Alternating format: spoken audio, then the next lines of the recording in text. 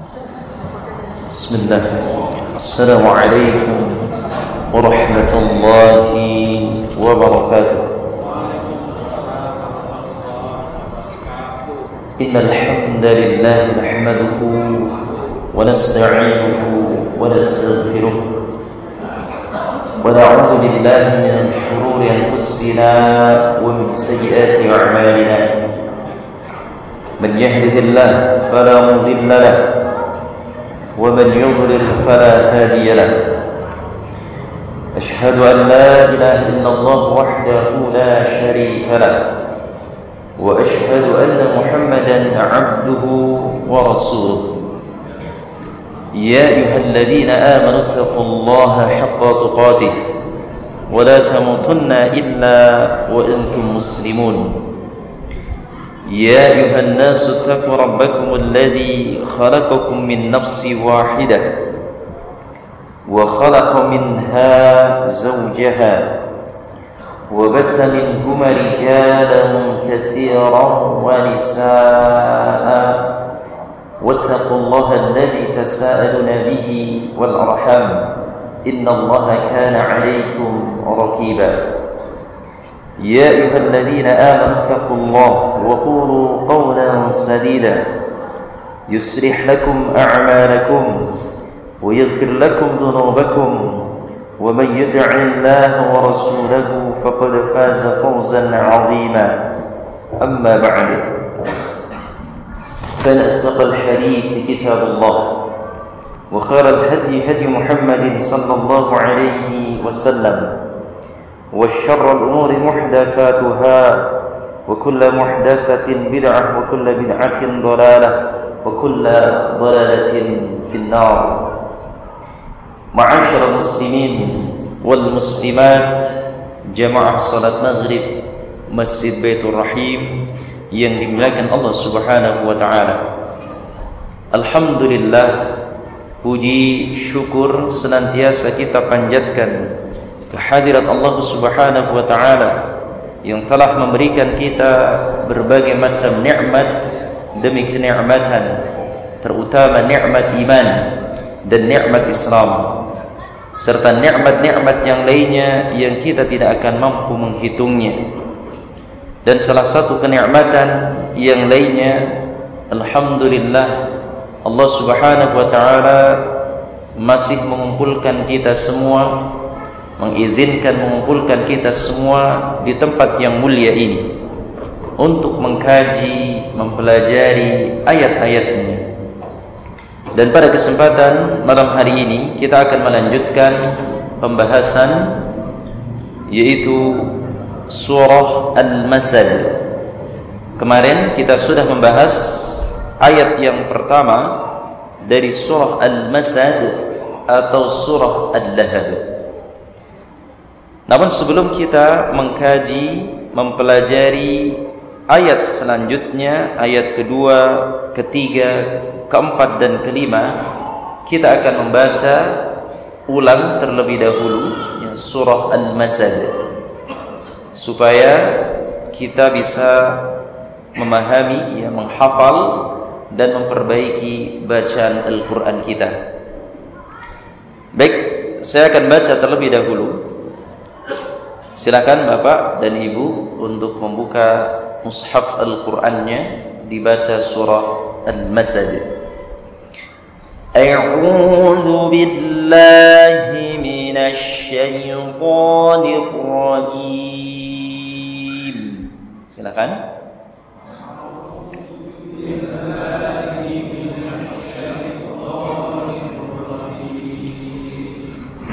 Bismillahirrahmanirrahim.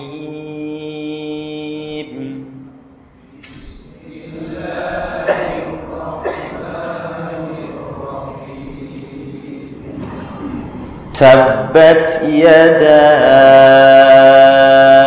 abi lahabin wa tabb.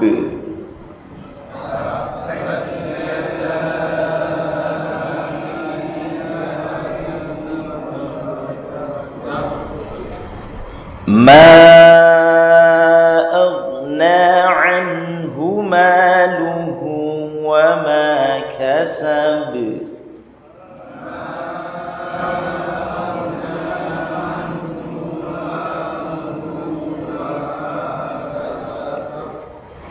سيصلى نارا ذات لهب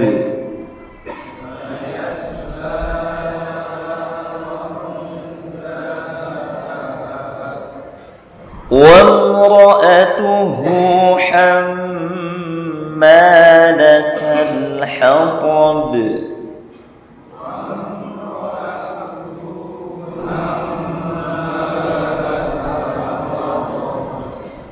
في جيدها حبل من مسد.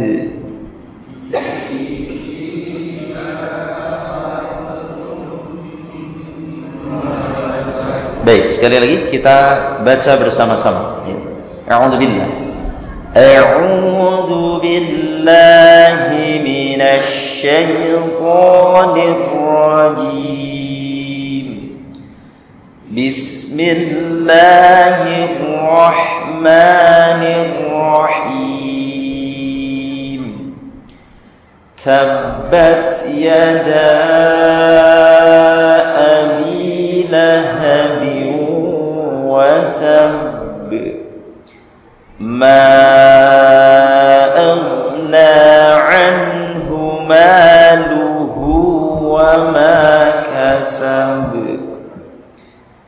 سيصلى نارا ذات لهب وامرأته حمالة الحطب في جيدها حبل من مسد. طيب Yul ikhwah wal akhwati fillah, azani Allah wa yakum. Setelah kita membaca surah Al-Lahab, saya tidak akan menguraikan di ayat yang pertama, ya, karena kemarin kita sudah membahasnya. Kita akan uraikan di sini ayat yang kedua. Di sini ayat yang kedua, perhatikan. Dari segi hukum ilmu tajwid, di sini ada ma dibaca panjang. Ini tandanya ada benderanya, ya. Ma, ya. Ini dinamakan dengan mad jaiz munfasil. Apabila ada mad tabi'i kemudian bertemu dengan hamzah, tidak dalam satu kata. Mad jaiz munfasil atau mad tabi'i dibaca dua harakat. Anhu nun sukun bertemu dengan ha, ini bacaan idharul halqi, dibaca dengan jelas. Anhu ma mad tabi'i. Luhu nihu bukan mad tabi'i, akan tetapi mad silah sughra atau mad silatul qasirah. Wa ma mad tabi'i kasab qalqalatul kubra. Qalqalah kubra yaitu bacaan dipantulkan, ya, ketika huruf-huruf qalqalah yang berjumlah 5. Di sini ada huruf ba, jim, dal, po dan qaf. Maka membacanya dipantulkan, ya. Kasab, kasab, tidak boleh dibaca kasab, tapi dipantulkan. Taib, satu ayat, ya, yang akan kita pelajari terlebih dahulu di sini di surah Al-Masad atau surah Al-Lahab, ayat yang kedua. Allah Subhanahu wa taala berfirman di sini, ma aghna anhu maluhu wa ma kasab. Di sini ma aghna ay bi ma'na ma nafa'. Maksudnya di sini adalah tidak bermanfaat. Ma nafa'. Tidaklah berguna atau tidaklah bermanfaat. Ma aghna anhu maluhu. Apa yang tidak bermanfaat dan tidak berguna, tidak bermanfaat dan tidak berguna baginya, itu bagi Abu Lahab. Maluhu, hartanya, wa ma kasab, dan apa yang telah dia usahakan. Jadi secara artinya di sini tidaklah berguna atau tidaklah bermanfaat baginya, itu bagi Abu Lahab, hartanya dan apa-apa yang telah diusahakan. Taib, di sini makna kasaba ay bi makna jamaah. Maksudnya jamaah di sini artinya mengumpulkan. Sebagaimana Abu Lahab di sini termasuk orang yang kaya, banyak hartanya, namun hartanya tersebut tidak bermanfaat dan tidak berguna serta tidak bisa menolong ketika Allah Subhanahu wa taala mengazabnya. Bahkan ketika Abu Lahab dihinakan oleh Allah Subhanahu wa taala, ketika terkena penyakit yang menular, maka hartanya tidak akan bermanfaat baginya. Ayo ikhwah azani Allah wa iyyakum. Di sini maksud dari ma aghna anhu maluhu wa ma kasab, yaitu apa yang telah diusahakan. Di antaranya tidak hanya sebatas harta saja. Kita kemarin sudah membahas ayat yang pertama, bahwasanya Abu Lahab di sini akan diazab oleh Allah Subhanahu wa taala. Dan Abu Lahab di sini termasuk paman Rasulullah sallallahu alaihi wasallam yang membenci dakwah Rasulullah sallallahu alaihi wasallam. Maka di sini Abu Lahab memiliki anak-anaknya pun tidak bermanfaat baginya. Harta yang diusahakan, harta yang dikumpulkan tidak akan bermanfaat bagi Abu Lahab. Oleh karena itu ya ikhwazani Allah wa iyyakum, anak termasuk di sini adalah sesuatu yang diusahakan oleh orang tuanya. Oleh karena itu apabila seorang orang tua di sini meminta atau mengambil harta anaknya, itu pun tidak mengapa. Tentunya dengan izin, dengan izin. Apabila mungkin orang tuanya di sini meminta atau mengambil harta anaknya, maka tidak mengapa. Kenapa? Karena anak di sini adalah merupakan hasil usaha dari orang tua. Akan tetapi harus izin terlebih dahulu kalau bisa. Di sini Nabi sallallahu alaihi wasallam bersabda, "Inna atyaba ma akaltum min kasbikum wa inna auladakum min kasbikum." Sesungguhnya sebaik-baik yang kalian makan adalah hasil usaha kalian, dan sesungguhnya anak-anak kalian adalah dari hasil usaha kalian. Maka menunjukkan bahwasanya kasab di sini adalah segala sesuatu yang diusahakannya, termasuk anak-anak dari Abu Lahab. Ayo ikhwazani Allah wa iyyakum. Bahkan Abu Lahab di sini pernah berkata, "In kana ma yaqulu ibnu akhi haqqan, fa inni afdi taqsi bimali wa waladi." In kana ma yaqulu ibnu akhi haqqan, fa inni afdi nafsi bimali wa waladi.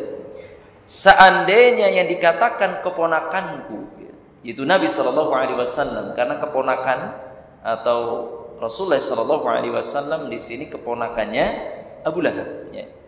Seandainya yang dikatakan keponakanku, yaitu Nabi sallallahu alaihi wasallam, itu benar, bahwasanya kita masuk ke dalam api neraka, ini kata Abu Lahab, maka aku akan menebusnya dengan harta dan anak-anakku, kata Abu Lahab di sini. Seandainya apa yang dikatakan keponakanku yaitu Nabi sallallahu alaihi wasallam benar, maka aku akan menebus dengan harta-hartaku dan juga anak-anakku. Ini Abu Lahab ya. Maka yulikhwazani Allah wa ayyukum, ini juga termasuk asbabun nuzul ya. Ayat ini, maka turunlah ayat ini. Maka padahal harta dan anak-anak tidak ada manfaatnya di akhirat kelak ya. Sebagaimana kita ketahui bahwasanya harta, anak-anak itu tidak ada manfaatnya di akhirat kelak. Ya. Begitu pula dengan keluarga, jabatan, pangkat, kedudukan, ya, penghormatan, maka tidak akan bermanfaat di yaumil kiamah nanti, di akhirat kelak. Yauma la yanfa'u malun wala banun illa man atallaha biqalbin salim. Itu suatu hari yang tidak bermanfaat harta dan anak-anak kecuali orang-orang yang datang menemui Allah dengan hati yang selamat, hati yang salim, hati yang berisi ketakwaan kepada Allah Subhanahu wa taala. Ya. Jadi saking sombongnya di sini Abu Lahab mengatakan ya, bahwasanya hartanya, anak-anaknya akan menjadi tebusan, maka tidak akan bermanfaat di sini. Ayo ikhwazani Allah wa iyyakum. Perlu kita ketahui bahwasanya di akhirat kelak ya, jabatan, ya, pangkat itu tidak akan berguna. Karena di akhirat jabatan itu cuma dua Bapak Ibu ya. Apa jabatannya Pak? Imma dia menjabat sebagai ahlul jannah atau imma dia sebagai ahlun nar. Hanya dua jabatan saja Pak. Imma dia dimasukkan oleh Allah ke dalam jannah, ke dalam surga, atau dia dilemparkan oleh Allah ke dalam api neraka. Hanya dua jabatan ini. Oleh karena itu ikhwan, a'azzani Allah wa iyyakum, ya, hendaknya kita mengkaji ya, hendaknya terus kita meraih ya, jabatan yang mulia, yaitu jabatan surganya Allah Subhanahu wa taala. Sehingga di sini Allah Subhanahu wa taala berfirman, "Inna akramakum 'indallahi atqakum." Sesungguhnya orang-orang yang mulia ya, di sisi Allah Subhanahu wa taala adalah karena ketakwaannya. Maka yul ikhwah azani Allah wa ikum ini. Jadi apa yang disampaikan oleh Abu Lahab di sini yaitu harta dan anak-anaknya sebagai penolongnya ya, sebagai tebusannya, maka hal ini percuma dan sia-sia. Kemudian yul ikhwah azani Allah wa ikum. Di sini disebutkan tentang anak ya. Maka kita harus tahu ya, anaknya Abu Lahab itu siapa? Anaknya Abu Lahab bernama Utaibah. Nah, Utaibah di sini adalah anak Abu Lahab, Utaibah bin Abu Lahab. Dan Utaibah di sini anaknya Abu Lahab pun senantiasa mengganggu Rasulullah SAW. Senantiasa di sini ya, mencaci Nabi SAW. Ya. Jadi tidak hanya bapaknya saja, anaknya pun ikut-ikutan, yang bernama Utaibah di sini. Dan Utaibah di sini ya, meninggal dunia atau mati berkat doa Rasulullah SAW. Ya. Pada saat itu Utaibah ya, sebelum dia pergi ke negeri Syam, ya, Utaibah di sini mampir dulu ya. Setiap kali Utaibah ingin pergi, pasti mampir dulu ke tempatnya Rasulullah SAW. Dan tidak untuk mampir untuk pamitan atau untuk apa, akan tetapi untuk mencaci maki Rasulullah SAW. Mampir dulu. Maka pada suatu hari Utaibah di sini sebelum pergi ke negeri Syam ya, untuk melakukan perdagangan, Utaibah mampir dulu bersama rombongannya, bersama pengikutnya, ya, penjaganya di sini, mampir ke tempatnya Rasulullah SAW. Lalu Utaibah di sini mencaci maki Rasulullah SAW. Lantas Rasulullah SAW berdoa, Allahumma sallat alaihi kalbaka. Ya Allah, kuasakanlah anjing. Maksudnya di sini kuasakanlah hewan-hewan di sini. Maka pada suatu hari ya, Utaibah pun ya, setelah mencaci maki, kemudian Rasulullah SAW mendoakan keburukan kepada Utaibah. Kemudian Utaibah pun di sini merasa cemas, Bapak, ketakutan dengan doa Rasulullah SAW ini, sehingga dalam perjalanannya Utaibah merasa takut, merasa cemas, dan pengikutnya atau pengawalnya pun mengatakan, kenapa kamu Utaibah? Tidak seperti biasanya, ya. Tidak seperti biasanya di sini murung, takut dan sebagainya. Ya. Maka Utaibah pun berkata, saya khawatir dengan doanya Nabi Muhammad di sini, atau saya khawatir dengan doanya Muhammad. Ya. Maka pada suatu ketika di sini Utaibah setiap kali melakukan perjalanan, kemudian dia berhenti di suatu tempat, maka penjaganya pun selalu mengelilinginya di sini, mengelilingi Utaibah.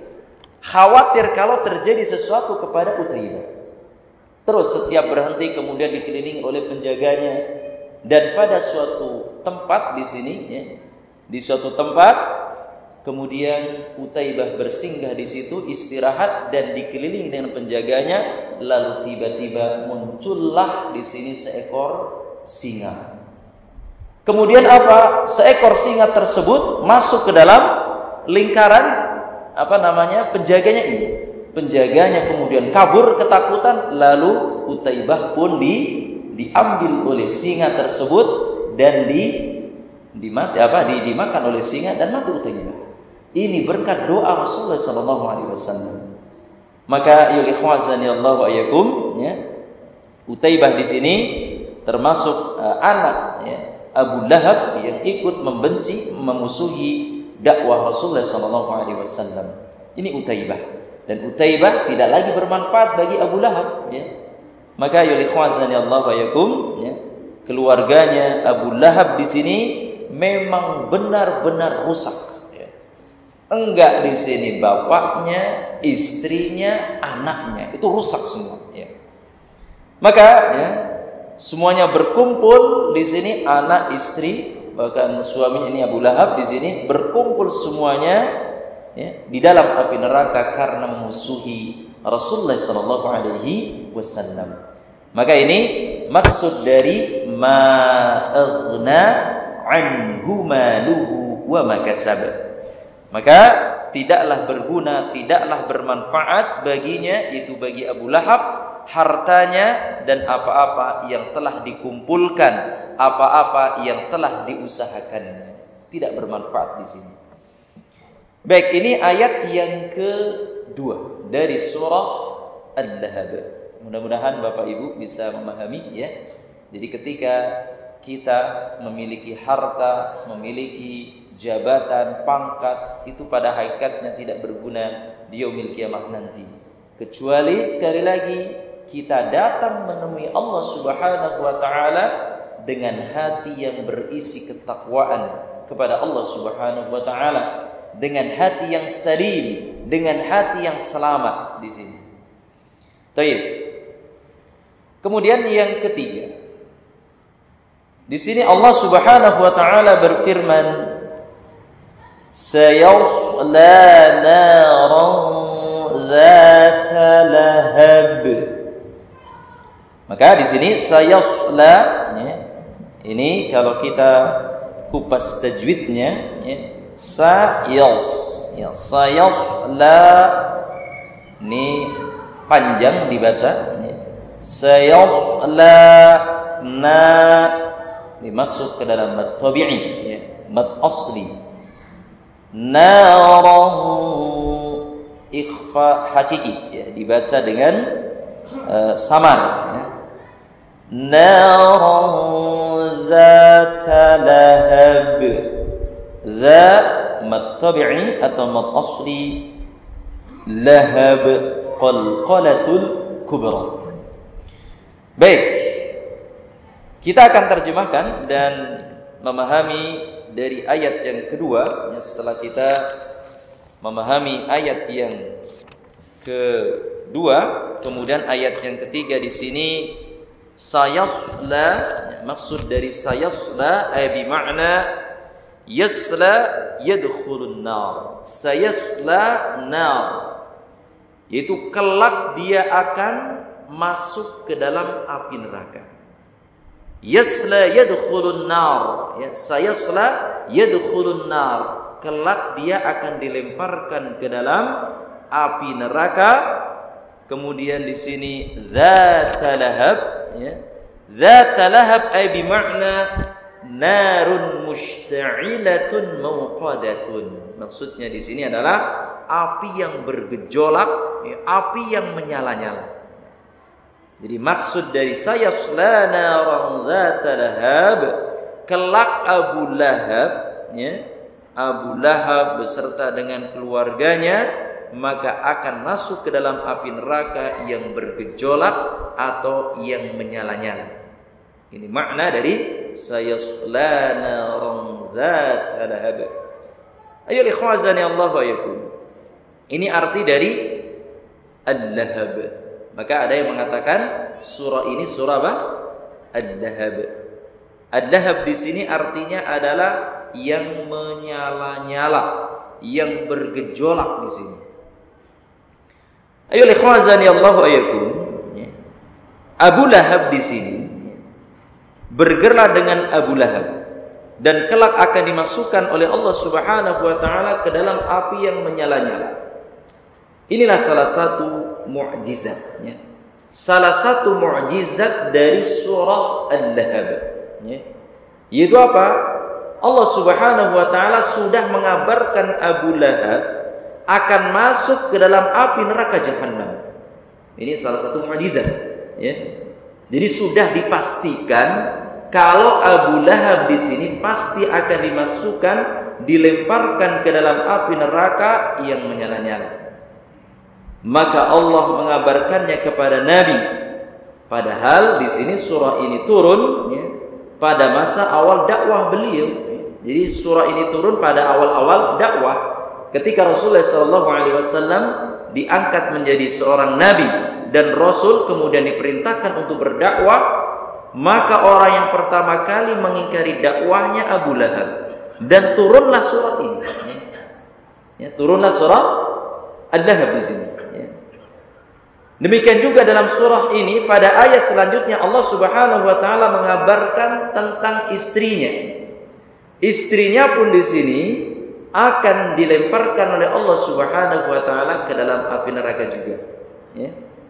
Bahkan Allah Subhanahu wa taala tidak mengabari, ya. Di sini Allah Subhanahu wa taala tidak mengabari Nabi Musa bahwasanya Firaun kelak akan menjadi penghuni neraka Jahannam, enggak. Padahal Firaun di sini betul-betul dia mengaku sebagai Tuhan, ya. Firaun di sini betul-betul sudah keterlaluan, sudah mengaku sebagai Tuhan. Akan tetapi Allah Subhanahu wa taala tidak mengabarkan bahwasanya secara langsung Firaun akan kelak dilemparkan oleh Allah ke dalam api neraka. Akan tetapi justru Allah Subhanahu wa taala memerintahkan Nabi Musa alaihissalam untuk mendakwahi Firaun, ya. Untuk mendakwai Fir'aun dengan lemah lembut, ya. Untuk mendakwai Fir'aun dengan, ya, kelembutan, agar Fir'aun di sini adalah mau sadar, ya, mengaku kekeliruannya. Berbeda dengan Al-Lahab, berbeda dengan Abu Lahab. Abu Lahab di sini apa? Sudah betul-betul divonis oleh Allah Subhanahu wa taala akan dilemparkan oleh Allah ke dalam api neraka. Ayo ikhwazani Allah wa iyyakum. Pernyataan Allah Subhanahu wa taala di dalam surah Toha ayat yang ke-43 sampai ayat yang ke-44. Di sini bercerita tentang Firaun, ya. Tentang Nabi Musa alaihissalam yang memerintahkan untuk mendakwai Firaun. Idhaba ila fir'auna innahu tagha faqulan lahu qawlan layyinan la'allahu yatadhakkaru aw yakhsha.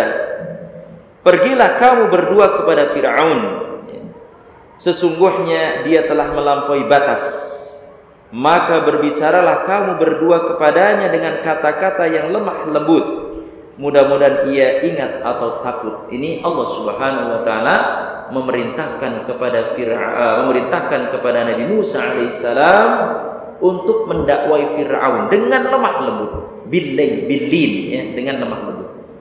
Akan tetapi ya, Abu Lahab di sini Allah Subhanahu wa taala sudah mengabarkan langsung dia kelak akan dilemparkan oleh Allah ke dalam api neraka. Maka terbukti ya, bahwasanya Abu Lahab tidak pernah masuk ke dalam agama Islam. Terbukti sampai akhir hayatnya, sampai dia meninggal dunia, Abu Lahab di sini tidak masuk ke dalam agama Islam. Ya. Bisa saja jadi, ya, kalau Abu Lahab ingin pura-pura masuk Islam, bisa saja jadi. Ya. Akan tetapi Abu Lahab ditakdirkan oleh Allah Subhanahu wa taala tidak pernah masuk Islam di sini, ya. Dan meninggal atau mati dalam keadaan kafir, dihinakan oleh Allah Subhanahu wa taala. Maka Abu Lahab di sini divonis akan masuk ke dalam api neraka padahal ia masih hidup. Maka vonis Allah Subhanahu wa taala ini ternyata benar. Abu Lahab, demikian juga istrinya, tidak beriman kepada Allah sampai ia diwafatkan atau dimatikan oleh Allah Subhanahu wa taala. Maka inilah ya, salah satu mukjizat ya, Al-Qur'anul Karim, mukjizat pada surah Al-Lahab. Ayo ikhwazan ya Allah wa iyyakum. Ini mengenai penjelasan di surah yang ketiga ya. Sayasla naran dzata lahab ya. Kelak dia akan dimasukkan, dilemparkan oleh Allah ke dalam api yang menyala-nyala atau bergejolak. Baik, kemudian ayat yang keempat. Wa imra'atuhu hammalatal hatab. Wa imra'atuhu, hu di sini dibaca panjang. Wa imra'atuhu karena madsilah sughra. Ini masuk ke dalam madsilah sughra apabila ada ha dhamir ya. Hu-nya kembali ke Abu Lahab di sini. Wa imra'atuhu hamma, mim tasydid, diperhatikan ini gunnah. Maka hendaknya membacanya jangan langsung, jangan hama, tapi hamma, hamma, ma dibaca panjang, 2 harokat. Hammalatal hatab, latal hatab, al hatab, alif lam qamariyah, al hatab, qalqalah kubra. Baik. Di sini di ayat yang keempat, wa imra'atuhu, dan imro'ah. Mana imro'ah? Imro'ah di sini maksudnya adalah zaujatuhu. Mana zaujah? Istrinya, ya. Imro'ah ay bi makna zaujatuhu. Istrinya, istrinya siapa, Bapak? Abu Lahab di sini. Wa imra'atuhu, dan kelak istrinya atau kelak atau begitu pula istrinya hammalatal hatab, ya. Hammalata bi makna hamala yahmilu, ay tahmil, ay tahmilu. Maksudnya adalah istrinya yang senantiasa membawa, ya. Membawa apa? Al-hatab. Al-hatab bi makna asy-syajarul yabis. Maksudnya asy-syajarul yabis di sini yaitu suka membawa kayu yang sudah kering, yabis. Itu di sini, dan begitu pula istrinya yang membawa kayu yang sudah kering. Kalau yang sudah kering itu dinamakan dengan kayu apa? Kayu bakar, ya. Kalau kayu yang masih basah bisa dibakar enggak? Susah ya untuk dibakar. Maka begitu pula istrinya pembawa kayu bakar, ya. Pembawa kayu bakar. Sebagai di sini istrinya penyebar fitnah, ya, penyebar fitnah. Begitu pula istrinya pembawa kayu bakar yang menyebar fitnah, maka dia pun akan dilemparkan oleh Allah ke dalam api neraka. Dan Abu Lahab beserta istrinya, ada yang tahu istrinya namanya siapa? Nah, ibu-ibu, Ummu Jamil. Silakan Pak Selamat kasih hadiah yang bisa menjawab. Nah, ada kuisnya di sini ya. Masya Allah. Ada kuis ya. Pekan depan, Masya Allah. Jadi bisa ya, di sela-sela kajian kita tanya jawab, as-su'al wal jawab. Yang paham tahu. Istrinya yang bernama Ummu Jamil. Nama aslinya siapa ibu? Bingung. Ummu Jamil betul, itu nama kunnya ya. Kalau nama aslinya siapa? Nama aslinya adalah Al-Awra. Al-Awra Ummu Jamil. Namanya bagus Pak, Ummu Jamil ya. Akan tetapi sifatnya tidak jamil ya. Sifatnya buruk ya. Qabih ya. Wal qadar. Sifatnya buruk di sini ya. Istrinya di sini yang bernama Al-Awra Ummu Jamil ya. Binti Harb ya. Bapaknya nama Al-Harbu ya. Al-Harb di sini adalah saudara Abu Sufyan bin Al-Harb. Di sini Ummu Jamil bersama dengan suaminya dia kompak ya, mereka berdua itu kompak seperti Abu Lahab yang sering mengganggu Nabi ketika berdakwah. Dan Ummu Jamil pun berbuat yang sama ya, seperti yang dilakukan oleh suaminya. Ummu Jamil mencela Nabi, mencaci maki ya. Bahkan Ummu Jamil di sini mencela Nabi sallallahu alaihi wasallam ya, ketika di sini menceritakan tafsir tentang surah Ad-Duha. Tentang surah Ad-Duha, ya, Ummu Jamil mencela Nabi sallallahu alaihi wasallam ya. Karena apa? Karena wahyu tidak turun kepada beliau selama beberapa hari ya. Lalu Ummu Jamil pun berkata ya, apakah temanmu meninggalkanmu? Ini kata Ummu Jamil mengejek Nabi sallallahu alaihi wasallam. Apakah temanmu setelah meninggalkanmu? Temanmu maksudnya siapa di sini? Nah, temanmu maksudnya siapa di sini? Yang menyampaikan wahyu. Siapa? Malaikat Jibril alaihissalam. Ya. Apakah temanmu sudah meninggalkanmu? Ya. Wahai Muhammad, sudah berapa hari tidak nampak, tidak terlihat, tidak kelihatan di sini. Baik. Maka ini sindiran bagi Rasulullah sallallahu alaihi wasallam. Maka dalam ayat ini Ummu Jamil digambarkan sebagai pembawa kayu bakar. Maksudnya pembawa kayu bakar yang akan dilemparkan oleh Allah Subhanahu wa taala ke dalam api neraka. Yang pertama makna dari ya, hammalatul hatab maksudnya adalah bahwasanya Ummu Jamil suka melakukan namimah. Ya, namimah ya, suka melakukan namiyah. Dan maksud dari kayu bakar adalah sesuatu untuk menyalakan permusuhan. Nah ini pembawa kayu bakar maksudnya apa? Suka menyulut Pak di sini, menyulut permusuhan, ya. Seperti si A, ya, tidak mengatakan sesuatu, ya. Kemudian si di sini yang suka menyulut di sini menyatakan kepada si B bahwasanya si A mengatakan seperti ini, akhirnya timbul permusuhan. Atau disebut juga sebagai apa Pak di sini? Provokator. Nah betul. Suka provokator Pak di sini ya. Provokator, bahkan canggihnya sekarang provokator tidak secara di depan mata. Provokator lewat apa? Grup WhatsApp contohnya di sini. Yang ini memprovokator seperti ini, Masya Allah. Maka ini hati-hati ikhwannya. Hati-hati, jaga lisan kita, jaga tangan kita ya, supaya ini amanah. Baik. Ini maksud dari pembawa kayu bakar bahwasanya suka menyulut api menyulut api permusuhan. Ini yang pertama.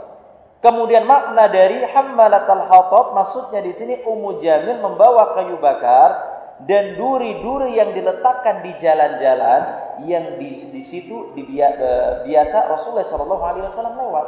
Supaya apa? Rasulullah sallallahu alaihi wasallam di sini terkena duri dan juga terkena kayu-kayu ranting-ranting yang sudah diletakkan oleh Ummu Jamil supaya luka ya, celaka Rasulullah sallallahu alaihi wasallam. Ini makna secara zahiriyah ya. Baik. Kemudian yang ketiga, makna dari hammalatul hatab adalah ya, yaitu bahwasanya Ummu Jamil di sini maksud dari hammalatul hatab nanti kayu bakar atau di sini Ummu Jamil lah yang akan membakar suaminya sendiri. Ummu Jamil yang akan membakar suaminya sendiri, ya, mengumpulkan kayu bakar yang akan digunakan untuk membakar suaminya sendiri. Masya Allah. Ini istri membakar suami. Itu di akhirat nanti. Tapi di dunia sekarang sudah ada, Pak. Istri membakar suami, suami membakar istri. Masya Allah. Faliya'udzubillah. Maka makna dari hammalatul hatab, ya, yang pertama di sini penyulut, ya, api permusuhan. Kemudian makna kayu bakar di sini sebagai jebakan, ya, atau duri-duri yang diletakkan Ummu Jamil. Dan yang ketiga makna hammalatul hatab adalah yaitu kelak Ummu Jamil yang akan membakar suaminya sendiri. Kemudian yang kelima, sudah selesai. 2 menit. Baik, terakhir ya. Fi jidiha hablum min masad, ya. Dan Ummu Jamil di sini di lehernya ada tali dari sabut yang dipintal, ya. Sebagai ahli mengatakan maksud dari masad adalah sabut atau semacam tubuhan yang dibuat berbentuk kalung, ya. Ada pula yang mengatakan bahwasanya maksud dari dikalungkan di lehernya di sini adalah besi, ya. Intinya Allah Subhanahu wa taala mengalungkan Ummu Jamil dengan kalung yang terbuat dari besi yang dilingkarkan oleh Allah Subhanahu wa taala, terbuat dari api neraka nanti, ya. Terbuat dari api neraka jahanam, ya. Baik. Maka makna dari kelak istrinya di sini di lehernya ada tali dari sabut yang dipintal. Maksud dari itu adalah Allah Subhanahu wa taala akan mengalungkan ke dalam ke lehernya Ummu Jamil berupa besi yang terbuat dari api neraka. Dan memang Ummu Jamil di sini ketika mengumpulkan kayu bakar di sini biasanya talikan dileherkan dililit di mana, Pak? Di leher. Kalau yang biasa suka ke hutan, ya, mencari kayu bakar, biasanya di sini bikin tali, kemudian talinya itu dililit di sini, Pak. Nah, ini kalau anak dulu itu seperti itu, Pak. Ketika di kampung waktu kecil, ya, waktu SD itu ketika mencari kayu bakar di hutan itu seperti itu. Itulah yang akan dililitkan oleh Allah Subhanahu wa taala ke lehernya Ummu Jamil yang terbuat dari besi, yang terbuat dari api neraka. Maka Ummu Jamil pun di sini, ya, akan dilemparkan oleh Allah Subhanahu wa taala beserta dengan suaminya Abu Lahab dan juga anaknya yang bernama Utaibah. Maka oleh khazani Allah yakum, kita hendaknya berlindung kepada Allah Subhanahu wa taala dari api neraka dan jangan sampai kita memusuhi dakwah Islam, ya, seperti halnya Abu Lahab. Na'udzubillah, nasallallahu wassalama wal afiyah. Ayyuhal khazani Allah yakum, alhamdulillah sudah selesai, ya, tafsir ringkas surah Al-Lahab, dan insyaallah di pertemuan yang akan datang kita akan mengupas surah An-Nasr. Demikian, wallahu a'lam bishawab. Karena waktunya sudah Isya, kita tutup kajian kita dengan doa kafaratul majlis. Subhanakallahumma wa bihamdika asyhadu an la ilaha illa anta astaghfiruka wa atubu ilaik. Assalamu alaikum warahmatullahi wabarakatuh.